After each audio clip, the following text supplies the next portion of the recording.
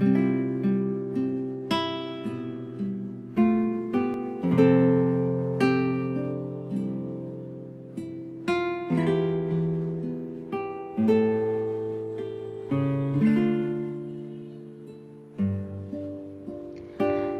mabuting balita ng Panginoon ayon kay San Mateo.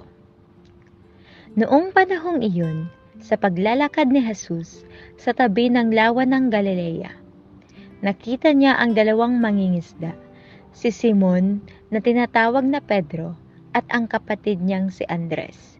Sila'y naghahagis ng lambat. Sinabi niya sa kanila, "Sumunod kayo sa akin at gagawin ko kayong mamamalakayan ng mga tao." Noon iniwan nila ang kanilang mga lambat at sumunod kay Jesus. Nagpatuloy siya ng paglakad at nakita rin niya ang magkapatid na Santiago at Juan, mga anak ni Zebedeo.